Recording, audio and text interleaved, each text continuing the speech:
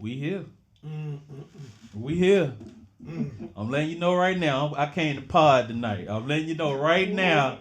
Jay Hill is coming to pod tonight. I might not do well, but I'm gonna try hard. What's up, You Ken? came to pod, dog. I came to pod tonight, dog. Hey, man, look. Dun, dun, dun, dun. Boy, did y'all see your boy show up at the Super Bowl out of nowhere? I told LG, look, I know I'm jumping. We moving too quick. I know. I miss you too, dog. I miss you, man. I've been waiting all week for this. Now we here. I'm excited. In the Black Court. Yes, sir. Always about the community, politics, that legal world, and always popping it off, Jay, with some sports and entertainment. Those vegetables and then that dessert. You know how grandma used to tell you, hey, man, eat your vegetables first. Listen, I haven't decided if I haven't understood if we eating good vegetables, like I said, that black and broccoli, or you know what I'm saying, that seasoned cabbage. Like, I know how to cook that Cajun, that Creole Cajun cabbage. That's what I want, man. That's what you like. I like talking about stuff you cook, the broccoli. Yes, sir. The Cajun cabbage. Yeah, but man, I'm ready for some of that, Jay. Man, some of that by the house, man. Whenever, man. Put some aluminum foil in my address on there, man. Man, invite me to the estate. I will be there, brother. You know okay, we will get that done, dog. You see how he ain't saying nothing about that estate, you know. Hey, man, look, boy, ain't nothing but bills on this side. But man, yeah, man. Hey, look, I'm excited about tonight, man. Again, excited about doing this one. And you're right, it's strange. I don't know if this one is that sauteed vegetables or that seasoned or just straight up, like you say, man, some straight up cabbage. Yeah. Because it's going tonight, the first segment may cause some people to have some indigestion, man. What? Because I'm upset, man. Why are you upset? No, I'm upset. First of all, man, all right, hold on, man. Slow down, son. You kill him. How you doing, man? I'm doing good. You had a good week so far? I had a great week, man. It's been busy. Uh-huh. We got to invite everybody out, man. You know, of course, both of us do work and represent the stadium in Gastonia, man. And by the way, it is one of the two majority black-owned sports teams in the United States. Y'all know who the first one is, and that's the Charlotte Hornets. Mm-hmm. But right down the road, 20 minutes, is the second one. I'm talking about in the whole country, Jay. What's that? Is the Gastonia Honey Hunters. Yes, sir. And the new stadium, Fuse Stadium. Shout out to Bam. Brandon Bellamy. Bam, the mascot. Oh, Bam. Yeah, shout out to Bam. Yeah, Bam smooth out there. Bam, I like smooth, Bam. Man. Shout out to Bam. Yeah, y'all got to come out. We got to support Brandon and the team and that endeavor. One of the few times we have an African American who is the majority owner of a major league sports team, the Gastonia Honey Hunters, right outside of Charlotte, North Carolina. I'm talking about, when you talk about a good, wholesome evening, a lot of y'all ain't looking for no wholesome evening. Nah, but you talking about a wholesome evening of buy me some popcorn and Cracker Jacks and baseball and all that. Man, the season kicks off in April. Of course, we have some more details about it later, man. Yeah, man. Shout out to Brandon Bellamy. Brandon is a really sharp brother, successful businessman, real estate guy out of D.C.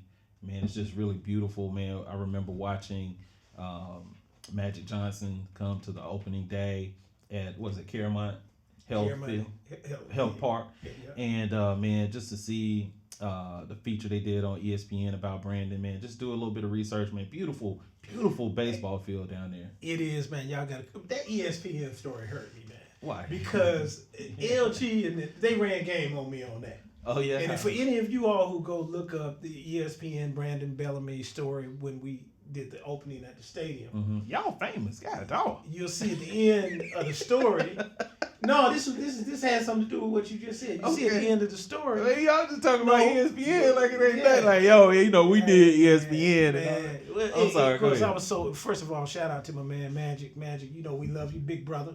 Who? Magic Johnson. Magic City or who? No, Magic Johnson for coming to the stadium and opening the stadium for me okay. and Graham. And as you know, we've represented Magic for a long time. But okay, that's right. I'm sorry. They ran game on me because we knew that somebody was filming. We did not know about the ESPN story. So we go out to greet Magic. Magic's pulling up in the SUV in front of the stadium. Yeah. Well, Graham and Brandon take off their masks. Mm-hmm. So when you see the ESPN story, Brandon and Graham standing there with their mask off. Yeah. Well, I still had my mask on. So you got me sitting over here with the mask on in front of millions of people. You can't hardly tell it's me. Got my only chance to be on ESPN. Hundreds of millions of people. Yeah, and got the mask on. And my brothers didn't. You know, I said, yo, man, take your mask off. I saw you, though. Yeah. But if I knew you. Yeah. I saw you, but I knew you. I said, I think that was this Ken with that mask on right distinct dome and those eyeglasses. But, man, yeah, I had my mask on. That really, my only chance to get on ESPN, man. But that's all right. That's all right. You been on ESPN before? When? You don't want to talk about that? When was I on ESPN? You was on ESPN with Magic Johnson sitting courtside with a Duke shirt on, and you had a big, thick mustache like Lamont from Sanford and Son. Okay, first of what all, year was that? Nah, 85? You I don't know. I had the Duke shirt on, so now I got it clear. Look, okay. I bleed Tar What Heel. school? Hold on. First of all, what school did you go to? Chapel Hill. There ain't but one real school in the state. Okay, and what's your University favorite? of North Carolina, Chapel Hill. Okay. Tar Heel forever. Baby blue, Okay. just like the sky. Carolina blue.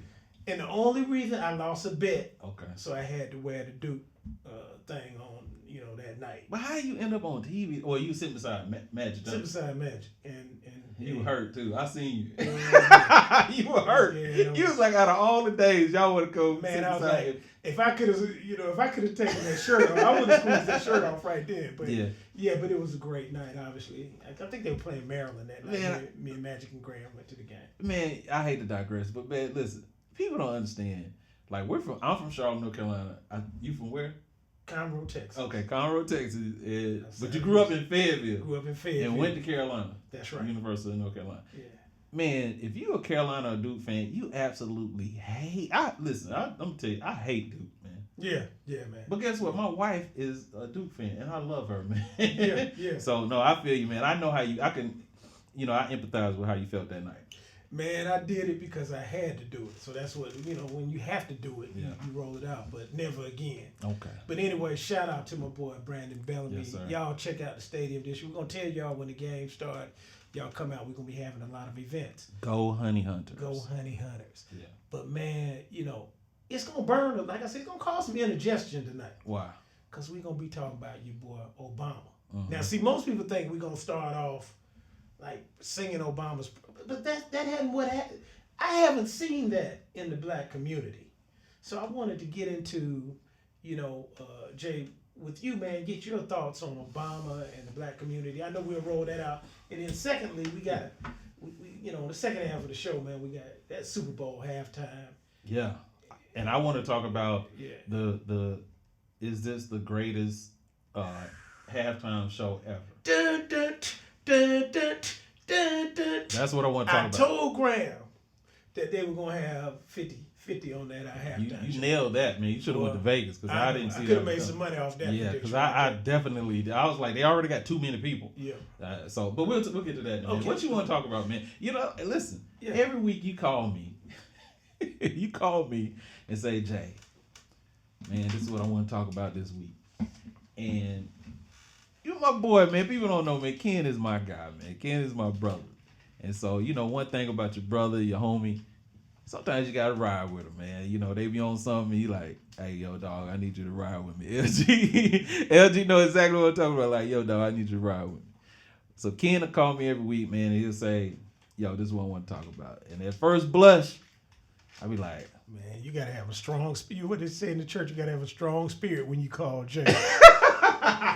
Jay would knock your idea down in 9 minutes. You would be excited. Jay, man, I got a good idea, man. I just want to know if you convicted or not. That's all. Dog. Yeah, man. I'm excited about this one, man. But you called me, man, and you told me what you wanted to talk about. And at first blush, I was like, all right, you know what I'm saying? I'll ride with you, dog. Whatever you want to talk about.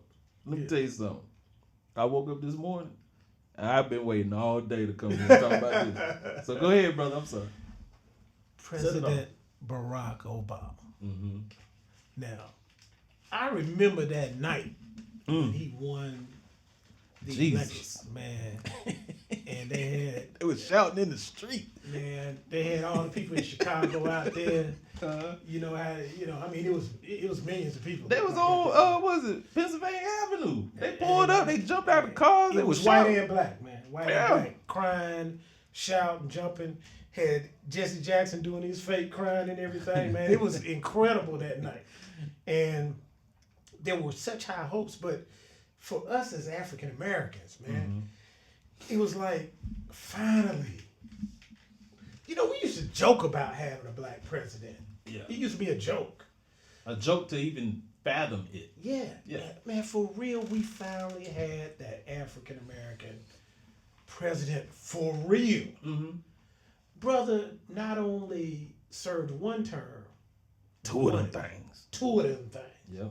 And I mean, it wasn't like he was running against African Americans either. Nah. He was running against Republicans and handled his business twice. And he wasn't playing, like he was bullying them too. He raised about Made $1 billion that second time. Yeah. Like it was crazy. Made him look like, in debates, man, certain time made him look like jokes out there. He did.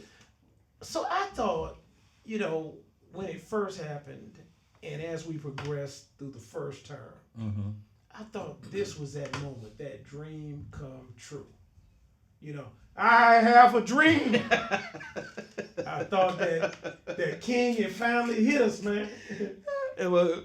Yeah. It was. Yeah. Yeah. I thought it had finally hit us, man. But I don't think it worked out that way. I don't think. And I know people. I told you it's gonna cause some indigestion tonight. Okay.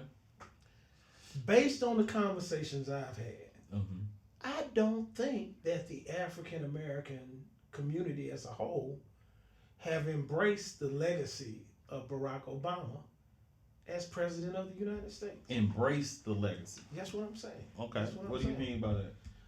Man, I've had the conversations, man. I've had people sit in my kitchen and say, I don't know what Barack did for us. He didn't do anything for us. I thought he was going to do more for us. And I'm like, the level of almost disrespect that I've heard in talking to people, African Americans, about Barack Obama, has been very interesting to me, because I thought that it was that moment when we finally had an opportunity to have a president in office and show that we could do it. But it doesn't seem like that was enough for many people. So first, let me give a disclaimer. I think that, I remember in 2008, that night that he was elected president.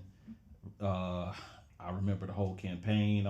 He was the first, not the first, but he was like, I was in my mid to early 30s, I believe, somewhere in there. So I was like an adult.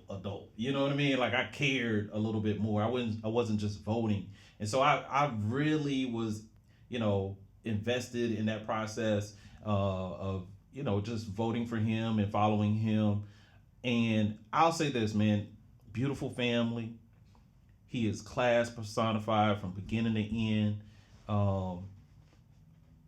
And his legacy should be that he is the greatest president to ever hold office. That is what his legacy should be, but it's not. And it's his fault. What? And it's the Democrats' fault. Ooh. And here's the reason why, Ken. Okay. Lil Jay, my son, when he wakes up in the morning, he come downstairs, he trot down the steps, he go in the refrigerator and he gets some milk out. He knows some milk in there. He don't worry about how it got there. He don't worry about clicking the lights on. He don't worry about turning the water on and if it's on or not. He knows that it's just there. And he doesn't understand all the hard work his mother and I do to make sure that we have provision over his life, that everything that he doesn't have to worry about as a 10-year-old is already taken care of. And I liken that to President Obama's administration. He did a lot of stuff, Ken. He did a lot of work. But the problem is he didn't pat himself on the back. Democrats didn't tout what he did, And the biggest thing that I feel is that when he left office, he disappeared for like almost 5 years. Well, I'll say 4 years. He didn't step back on the scene till October of 2020 when President Biden was in Orlando and campaigning and was the actual nominee at that time, if I'm not mistaken. And so what happened? You had for 8 years, dog, of this mentality, and I'm gonna get to this in a minute, of when they go low, we go high. Yeah. Right? Yeah. And you have Democrats always want to, I understand class and dignity and trying to do things by the book, but Republicans don't play that way. Yeah. They play for keeps. And so you had him for 8 years. He did, and I know he had a tough job. He was coming into a terrible economy.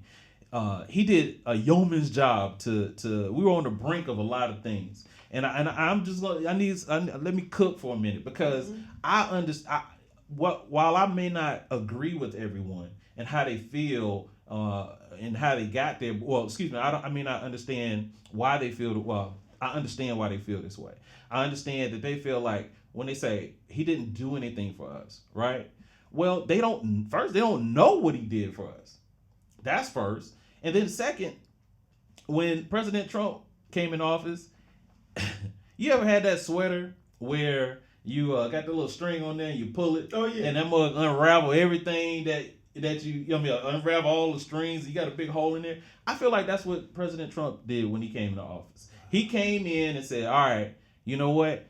These things, I'm just going to change everything. And Michelle Obama, former first lady, said it. She said, you guys didn't go out and vote. They came back and they did a lot of stuff and undid a lot of the work that we did. So I'll stop there because I'm going a little long-winded because I got a lot more to say. But I think the first issue is that he didn't tout himself enough, and that he disappeared after while President Trump was in office. And he should have said more. He should have did more. Let me say this. Again, it was 4 years of almost, I'm not going to say terror, but it was 4 years of turmoil when President Trump was in office. And he said nothing. There were memes of him with a coconut or whatever's drinking. He was parasailing and like, come on, dog. Man, it's interesting you're saying this because I didn't think about that. It's really interesting. Y'all, in the meat world, they got the USDA. Mm-hmm. I think that's how I sum up what I think about President Obama and his contribution. The SDA, stability, dignity, and the ACA. Okay. You're right, Jay. If you're out there analyzing President Obama, I think you have to analyze what was there before President Obama came in. Do you realize we were in the greatest financial crisis since the Depression when President Obama came into office? This brother came in, he's a genius. We all know that. And he came in and stabilized our country. And a lot of it was we believed that he could do it. I believe that he could do it. Yeah. I believe that he had the intellectual firepower to figure it out so that our financial markets would stabilize, so that inflation would stabilize, so that the stock market would stabilize, so that we get back to a point where we could start looking at prosperity. And you talk to somebody about President Obama, you don't hear none of it. It was like he came Don't care about none of that. Everything was good. He did his 8 years and he was out. They won't give him credit, and he won't take credit, to your point, for coming in and stabilizing a situation that was almost tragic financially for the United States. And then shifting the equity so it wasn't always about the big guy financially. Now the little man had a chance to play because the rules were changed. All right, that's one. In the USDA, that's the S, stability. Dignity. Why can't we give the man credit for the way he carried himself for 8 years? He was walking on a tightrope, dog. They wanted, if he had said anything, they used to do parodies about a black president. Yeah. I think Richard Pryor did one. I can't remember who else did one. Everybody. Even the dude from Key and Peele actually did it with President Obama, where they were at the White House press dinner. And President Obama was, he didn't say anything. Well, he would say something, and then Key from Key and Peele would translate it in a black way. Oh yeah, you remember that? Somebody had a joke about I don't even like to be around the president because he fight too much. I can't remember which comedian it was that did that, but there were jokes about how the president would carry himself if he was an African American. Mm-hmm. But President Obama avoided all of that, carried himself in a way such that he was effective with both African Americans and non-African Americans, and he did it for years, so that when he exited, there is a new vision of what the African American is all about. We can do that. We can carry ourselves with posterity and dignity and calculus at even the highest levels. So I wonder why we don't give it's almost like that's one of those variables or characteristics that we've decided doesn't count. That doesn't count, in terms of giving President Obama credit. And then the last thing is the ACA. Now, I don't know how in the world, if you are an African American who has struggled to have health coverage for your adult life, and you now have health coverage under the ACA, I don't know how you cannot thank President Obama for that. That is a life-changing development for so many underserved, underprivileged, and minority individuals across the country. And if you don't recognize that the other side of the aisle has been trying their very best to get rid of the ACA and your health coverage ever since President Obama took his last towel out of the White House. Yep. They've been trying to get rid of it. You ought to be thankful. Those are just some of the things that I never hear, Jay. I never hear that discussed when even African Americans talk about President Obama. I'll tell you why. Okay. It's because symbolism doesn't matter anymore to this generation. Okay. You talk about dignity and class. I've known you a long time, so I know that's something that I've heard you say many a times. And I go to my parents' house every Saturday, and on the wall, you remember growing up, everyone would have that, at least one picture of MLK in the house. Oh yeah. Now everybody has, a lot of older black folks have a President Obama picture in that. They got a great big one. Like, there's a part of this generation that doesn't care about the symbolism of he's, carrying himself with dignity. When right after he left office, it was the polar opposite. It was dog eat dog, kill be killed, do what you have to do to win. So it's gotten, the first thing is his narrative when he was in office was controlled, in my opinion, by, and I'm going to say this, I believe that they let the Republican Party control their narrative. And the Democrats always, they do that a lot of times, where they're always on the defensive. They're always trying to, not always, I don't want to talk in absolutes, but where it just feels that Republicans don't care about what they're saying. They don't care about what they're doing. All they care about is, am I going to win and do what I got to do, charging up and encouraging our base. What does our base want?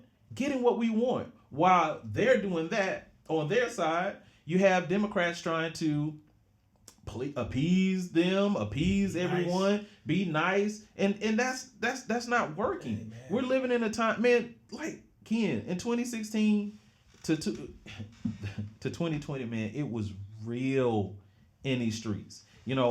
We're spoiled. We didn't go through the Korean War and Vietnam and all that kind of stuff. We didn't deal. I know you. I'm not gonna say when I think you were born, but my point is 78. You definitely look it, man.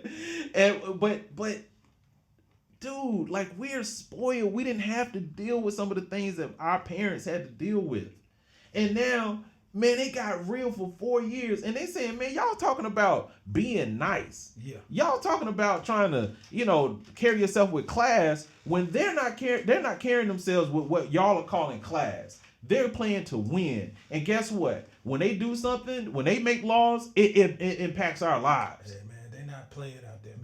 Their laws are putting, had kids in quote unquote cages at the border. Yeah. Real life stuff. So when it comes to former President Barack Obama, I'll hand it over to you after this.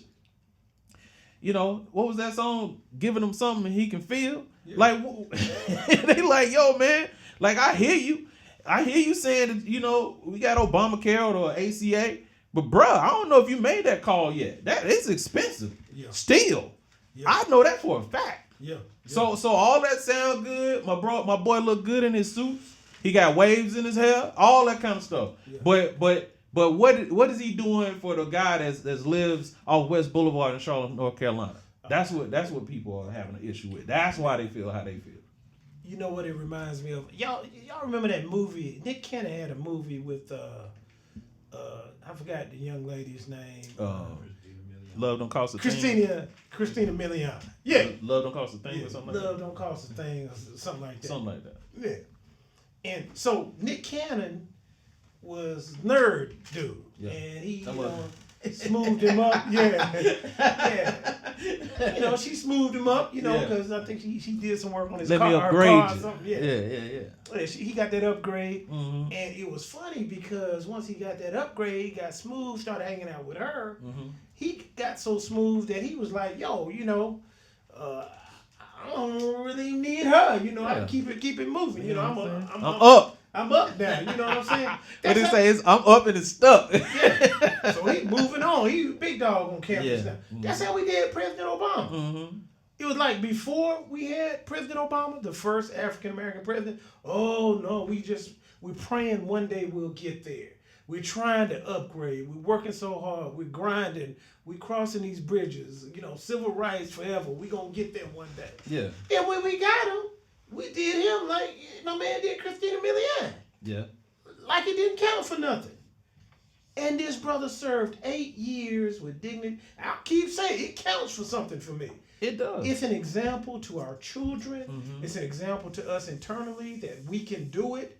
We can make it. We can be effective in politics in the United States. But we act like it never happened. We like Nick Cannon. We moving on. Where the other ladies at? It's irrelevant. Let's find something else to focus on. That's what we've done to President Obama. But I will not disagree with you. I always wondered where he was at. Man, I would have loved for him to come out and say, this is what. This is what I'm out here doing. This is how I feel. But I think he still feels like if he speaks too loudly, he'll lose a part of the population or whatever. But I did at one point wonder why he wasn't a more vigorous advocate of what we're trying to accomplish in the African American community, or an advocate against what was being done to our country when Donald Trump was president. I think this is my own opinion. I have no idea. I would love for him to explain that. I feel that how you. I'm trying to think of a scenario where somebody tell you, hey, somebody wants you to feel their presence being gone. Somebody wants you to know the difference between me or this and that. I want you to know and feel the difference. So I think he felt like that, in just my own little mind. I think that he feels like, you know what? Y'all didn't appreciate me while I was there. I'm gonna let y'all cook with that. I want y'all stew with that for a minute so you can see the difference. You want to overcorrect. That's been my word for the past couple of pods. You want to overcorrect so much that you are going to allow this to happen in our country. Let's see how that works out for you. And let me tell you how it's working out. As we sit here tonight, there was the first missile, I think, in this Ukraine issue, and so it's really scary. There may be a war on the horizon. Not trying to be, alarmist or anything, but all that was generally set up when President Trump was in office and got cozy with Putin, and Putin decided he could do whatever he wants to do. Yep. Now you got Biden in there trying to correct all that. it matters. It matters how vocal we are, including President Obama. Because you kind of feel like if President Obama, with the power and cachet that he had spoken up when Donald Trump was in office, it could have had an impact. So again, I hear what you're saying, Jay. I agree with you. Listen, man, I'm just saying, I think there needs to, we can go on and on about politics. I do think this is one thing that needs to happen. I just believe that Democrats have to stop feeling like they have to be the quote unquote parents in the room or the responsible party, or they have to appease both sides. When it comes to lawmaking, the other side, and I hate to say the other side because I feel like there was a time it wasn't like that. It was, we are all in government. I have a different perspective than you have, and we're going to approach this in a way that is beneficial for everyone in the country. But what's happened is that it's adversarial, and I just want to win. I just want what's best for my political party, and I don't care about what you want. Oh, do you know? Let me say this real quick. Do you know that President Trump appointed like 216 federal judges? Playing to win, man. And that's my point. Playing to win. Like I'll back off on this. Like if you're in the Democratic Party, we gotta quit trying to appease everybody and play for keeps like they are. Hey man, let me say, when you step into that ring, you in a fight. A real fight. So you better act like it. So yeah. I agree with what you're saying, man. I just remember Martin Luther. I have a dream today, and I felt like with President Obama, we have finally gotten there. Mm-hmm. And I just don't think our community has been ready to embrace the fact that we are there.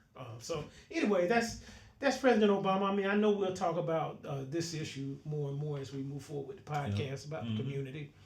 But Jay, hey, I respect President Obama. Mm-hmm. I appreciate him. I revere him. Yeah. And I'm very thankful for him. I will say that. I am as well. And it's unfortunate. Yeah. It's unfortunate that we have a sector of the country, let alone the African American community, that feels differently or don't recognize his contributions to this country. So yeah, that's it, man. So some good vegetables, man. It's sauteed. I don't know, man. That was. I like that. I told you he's gonna give somebody some indigestion around there, man. Yeah. They can make some comments, right? Yeah, y'all comment below, man. Yeah, tell us what's up, man. How you feel about President Obama? I want to hear from you all about how you feel about his legacy relative to the African American community. And while you commenting, since we're doing this, we YouTubers now, make sure you subscribe to In the Black Court podcast on YouTube. Make sure you like this podcast, man. We need all of that support, man. We appreciate it. All that support, man. All that support Obama should be getting right now. All right, man. I got a headache talking about budget. Man, halftime on that Super Bowl. Woo! Man, Ken, I had to do something today, man. I wanted to make sure I did it before I came to the podcast. Man, I took a moment while I was eating lunch today, as I do every day, and I made sure that I said, okay, I want to go back. There's people who say, and we're gonna talk about the Dr. Dre, Snoop Dogg, all of them, right? But I wanted to set something up. I went back and I watched the Prince halftime show of the Super Bowl. Gotcha. I watched the Michael Jackson halftime performance in the Super Bowl. Yeah. Then I went back and said, let me go watch the Beyonce. Not the one where she came out for. She did too. She did too. I'm talking about the one with just her and she brought out Destiny Child. Yeah. And then I wanted to figure out for myself. Okay. Which one do I think? Who was the GOAT? Who did it the best? Yeah. And it's surprising. I got some thoughts on that. So before we talk about that, you gonna make us wait on that? Yeah, we're gonna wait on that. So check this out. All right. So what did you think about the halftime show? First thing I had to Super Bowl halftime show. Okay, so you want me to start from just the entertainment side? Just wherever you want to start, man. It's our show. We can do where we want. Go.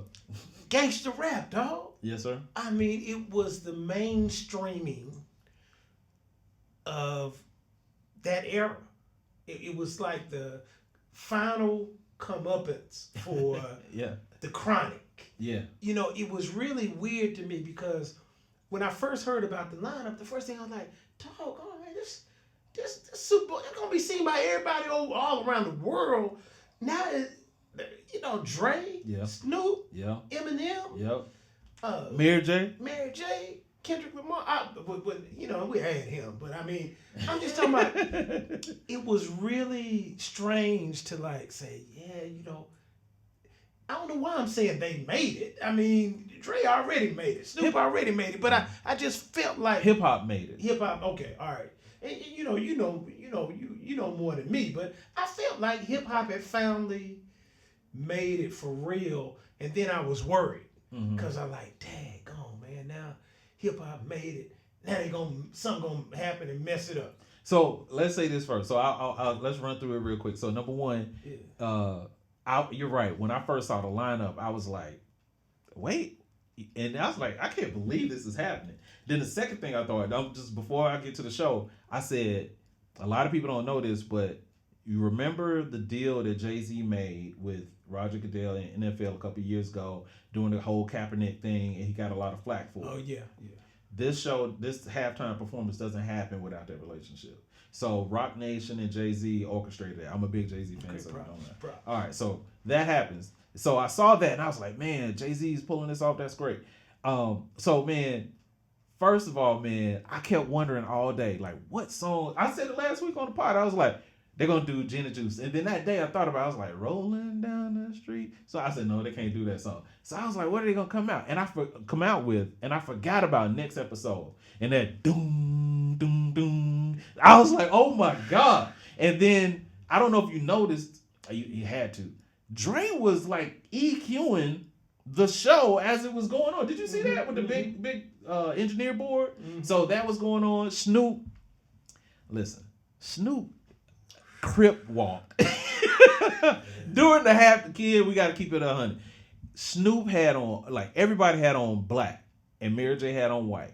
Snoop wore blue. Now I will say this: the LA Rams colors are blue and gold. His outfit was blue and gold, but he actually did C-walk and he did represent his set while he was up there. I could not believe that. The last thing I'll say, and I want to throw it back to you.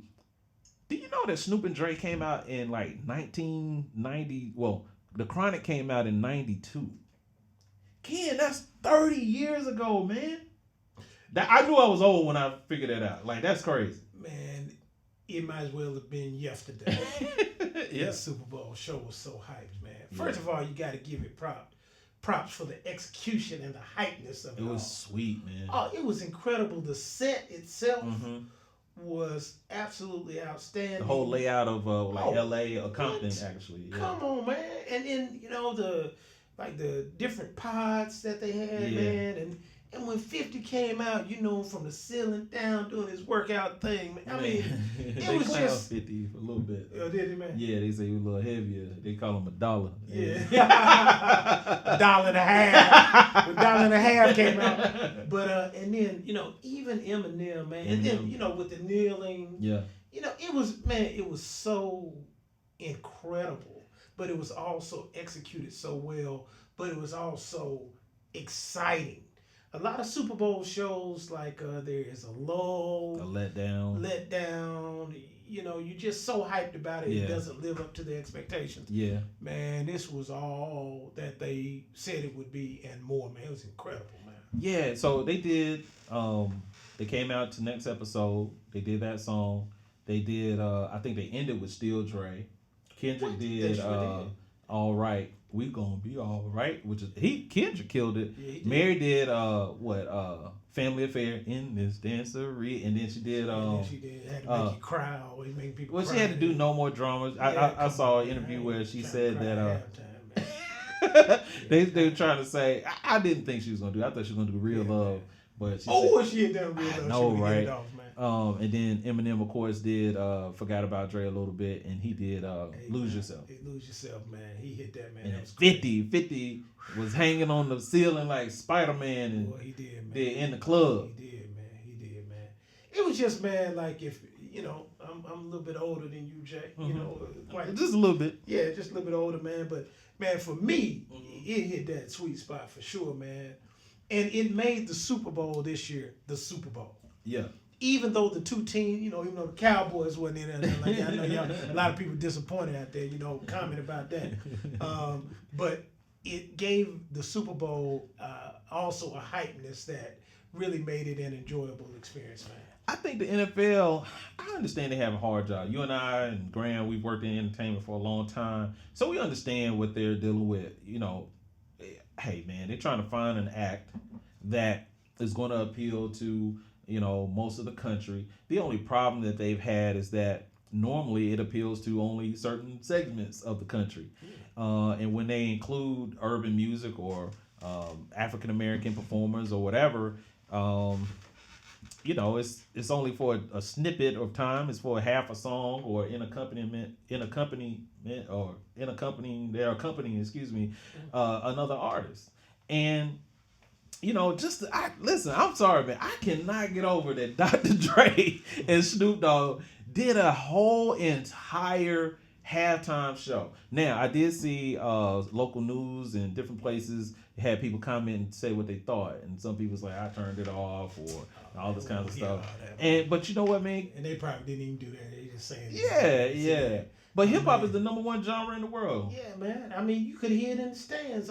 People in the stands are going crazy with it, man. All right, so now I'm sorry. Ranking, man. It's time. I mean, we made us wait all this time. How you ranking this thing, man? How you ranking? Well, hold on. And I'm gonna tell you who my greatest is too. That's so. All right. Okay. Tell me who you think the greatest Super Bowl halftime performance has been. The Who? Nah, you gonna do yours first, man. Why you waiting on me? Because you said you made us wait. Go ahead. Okay. Man. All right. So, Mike's my boy. Michael Jackson's my boy. Yeah. And so I tried to look at this thing and say, okay, I wanted to consider the songs that they did. Like, did they choose the right songs? The choreography, all that kinds of stuff. I used to think Michael Jackson's performance was the best, man. I'm gonna tell you. Mike didn't do Dangerous during it, did he? Nah, he did. Mike did. I was about to say, man, if he did Dangerous and you still selected him. Hey, man, that was one of the, Mike, I don't know. He need to call Quincy Jones before he recorded that, man. That was terrible, man. Mike did that in that song Jam. He started off with Jam. Oh, he started off with Jam. Yeah, he do Jam. Hey, you ever seen the Jam video with Michael Jordan? Yeah, that's the worst video I ever seen. Man. That's when you get two people show up. All you say, you don't do any, what do they call it, the treatment? Yeah. You don't do any treatment. We got Michael Jordan and Michael Jackson. We don't need you dance and you play ball. That was terrible, man. Yeah. And MJ, you my boy, I love you, man. Which one? Michael Jordan.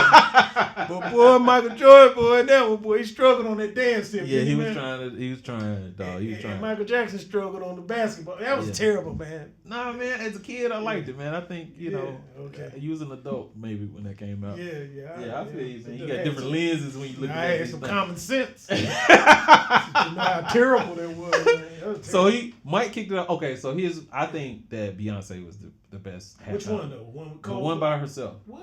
Yes, man. Come on now, dog. Come on now. Okay, first of all, it's not even close. To be what? Honest. It's not even close. I would like. I tried to have some grace and shoot my guy Mike some bail. Yeah. You look at the footage from 1993. It's grainy on YouTube and all that kind of stuff. But it was his stuff was a production. And I've seen Mike perform many a times, not in person, but I have been to a show to see him. But it was like he rushed through, like he did Jam. He went straight into Billie Jean. And he didn't even do the song. He just did the little hip thing, and then he went to the moonwalk, and it was over. And then he did Heal the World. See, that Jam and Heal the World is where he fell off. But then he did something smooth, man. He gave him a little wand, and that mother pointed in the stands, and they started flipping over little cards, and they had like a little cartoon character. Yeah. Dog, Beyonce killed it, dog. I'm sorry. Beyonce. Well, I'm going to tell you. I already know what you're going to say, and I'm going to kill him. I'm going to do one honorable mention, too.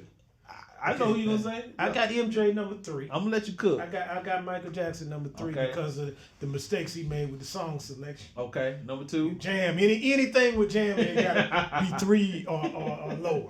Okay. Okay. Please don't say it. Number 2. Please don't say it. Prince, man. Hey, man, look, let me tell you something. Anytime you under threat of electrocution, This dude went out here, man. It's raining. You got your electric guitar playing, and you say, man, look, forget it. I don't care if I don't make it. I'm ride or die. If I don't make it off this stage tonight, I'm gonna finish this set and give the people what they, and he gave them what they wanted, despite the threat of him losing his life out there, Jay. You cannot have him lower than 2, dog. Listen, he in 5th place. What? He behind Bruno, Beyonce, Michael Jackson, and Dr. Dre. How Bruno gonna be ahead and Bruno copying? And Bruno said it all. Bruno said it all. Dog. How can your son be better than the adult? I knew you were gonna say that. It was like I got mental telepathy because I knew you was gonna say Prince because I keep hearing everybody talk about Prince had the best halftime performance. So I watched it today. Yeah. First of all, he did Let's Go Crazy. All right, cool. He had his do-rag on. It was raining. He didn't want to get his hair wet. All right, cool. So he had that on the first joint. Trooper. He just did Let's Go Crazy. Trooper. Then he did Baby I'm a Star. Might not know it now. That right there. Oh, that's I had to sing because I know you didn't know the name of the song. So, all right. Purple Rain, you stood up when that came on, dog. Then the dog, and this joint kind of meh. At this point, he just playing the songs. Yeah. He did better on BET when he did a Shaka Khan song. That's so right, anyway, man. he did a song I never heard before. That's how you do, man. Okay, he did that, yeah. And then he did like Rolling on the River or something with like a Tina Turner song. Education. Okay. And then the coolest thing he did was Purple Rain in the rain. It was raining. Rain. So that was cool, but that don't make it. Under threat of electrocution out there, dog. Did Purple Rain. Man. Could have walked off at any time and said, look, man. It rain out here. Y'all ain't killing me out here. I'm getting out here. Man, finish it up, man. That's number 2. Can I give you my number 1? I'm sorry. My bad. Yeah. My number 1 had to be the other night, man. I just... People keep saying that. I'm surprised. I mean, I never imagined a halftime show where you going to sit there and watch the whole show and be amazed. The whole show. They didn't do any. That's one thing. There were no lapses. That was it. I didn't go to the refrigerator. That was it. I didn't take a break. That was it. I was scared to leave because it was so good. Yeah. The best, but I got to give you my honorable mention. Who? Bruno. No. Janet. I don't even know what they did. I just remember the last part. Hey, look, when he ripped the thing off Janet. That's number 1. That's number 1. Janet number 1. No, I'm just kidding. Janet number 1. Honorable mention, man. That's my honorable mention. Shout out to Janet, dog. You won. Hey, man, look, if you willing to go out there and bare yourself and your soul all at the same time, do it like that. You deserve to be number 1. Created some controversy for a year, man. Dog. Man, they banned Janet. They were banning Janet internationally. Yeah, man, it was bad. If the goal is to make some news, yeah, she won. What was that? Justin Timberlake did that? Yeah, that mother looked down. Hey Jay, unravel the mystery of that, man, before we go tonight. I know we're at the end, man. But was that intentional? Did they plan that, or did they not, man? Because if you're talking about the biggest moment, the most memorable moment, I guess that's the best way to say it, is Super Bowl halftime history. That was it by far. Yeah, so it depends on who you believe. So you and I talked about, in a previous pod, we talked about the Janet Jackson documentary that came on Lifetime. Yeah. She said it wasn't Justin's fault. Rebbie Jackson, shout out to Rebbie. Centipede. Yeah. Well, y'all know about that. All right. Her and Marlon. Yeah. Amen. So, Rebbie said that her children were at that Super Bowl. Okay. And that when it happened, said Auntie Janet ran off crying. You know what I mean? After when she came on stage. So she was upset that it happened. So I don't know if she told him. Wait a minute now. Listen, I'm just saying what they told you on the documentary. I gotta even ask LG. Okay. They said, how did he know that? They didn't say. She didn't say, hey, he was supposed to rip this part off and the whole thing came off. But something, he was supposed to do something. Oh, he was supposed to. That's what I'm saying. I mean, he did something. Come off. That seems like you had to orchestrate that. That was a part of. She didn't say. That was set up like that. So it was a mistake, though. I mean, they might have thought it was going to be hype, but it didn't end up that way. That was terrible. That was terrible. So Prince, you sure you don't want to take that back? No, man. He did that in the rain, though. So I just think people like Prince. It was cool. He passed away shortly thereafter, a couple years after, and I just think it memorialized him. But it's hands down Beyonce as far as the light show, the choreography. I don't know why I can't have a hard time saying that. Looks, man. I think you caught up in Nah, looks. I'm dog. I want to. Jay, man. I want to say, okay, I'm gonna do my ranking. I'm going first to last. Okay. Number 1, Beyonce. You gonna put both Beyonces up there? Number 2, Beyonce. Dr. Dre. Beyonce. Die line. Beyonce number 1. Dr. Dre and Snoop number 2. Okay. Mike 3. Yeah. Bruno 4. Prince's son 4. And Prince 5. No, you don't get no points just because you put a apron up and got a gobo shining on it and you played outside. Come on, man. That don't make it high. You got all his moves from Prince, though, dog. Who? You got to do that. Bruno Mars, man. Bruno with China. You might as well say that's Prince. But I do want to say something before we go tonight. Yes, man. sir. Y'all check this out. First of all, y'all need to do some research on the relationship between Jermaine Jackson and Mike. Okay. Because they saying now, I didn't know that Jermaine was that jealous of Mike, but I'm hearing that there was some jealousy. But man, I don't know. I can sing too, dog. Hey, yeah, I can sing too, man. I can strain too. But there is I think it's Jermaine's son. Y'all need to check out, man. This dude looks just like Michael Jackson. It seems he like does. He looks like him. Is that right? Yeah, I think that's Jermaine's son. He looks just like him. Man, I saw that the other night. That scared me, man. He looked just like. But you know, all of them look alike. Janet didn't like that because they used to say Janet looked like Michael. Listen, I'm talking about post-surgery Michael. She did though, dog. Listen, she didn't like that, man. I know, dog. But that lady looked in the car and she said, "You look just like." She was like, "Michael now or Michael 10 years ago?" Listen, man, them Jackson jeans are strong, yeah, bro. Cheekbones, man. Oh them my Joe God. Jackson cheekbones. Was man, have you ever seen LaToya Jackson before her surgery? No. But I've seen her. You never seen her without the surgery. I can't remember. Man, I'm gonna show you a picture, man. Like, she don't even look like the same person, bro. Yeah. But she was fine, like she was. Well, this fine and fine. Have you heard the young kid sing that Michael Jackson looked like? No. Nephew. Man, he sounds just like Michael Jackson. They had a little group one time with the 3 T's, something like that. It was that girl, yeah. Well, he can make some money now. I mean, I saw him the other day. If he just do impersonate his uncle, but he seemed like he can make some money on his own, man. He's very talented. So I'm excited, man. Number 1 show of all time was Dre. Not Prince. Prince second. Yeah. Okay, you switching?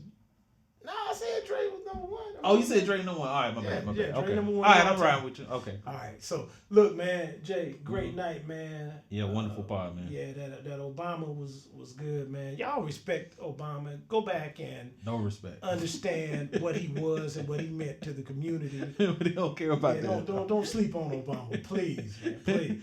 2 terms, man. Don't sleep on him. And then Jay, that Super Bowl, man, was so exciting, man. Got to give props. Yeah. Got to give props to, Dre, Chronic, Snoop, and that whole squad, man. Man, it was a beautiful, beautiful thing to see, man. Shout out to, man, I'm sorry. Let's go, man. I can talk about that all night, man. Shout out to Dre and Snoop, man. I can't believe that happened. Man, love it, man. Love it. A lot of memories, man. All right, y'all have a great week, man. Great podcast. Hung out in the Black Court tonight. Can't wait to see you next time for sure. Holla at you. Peace. Yep.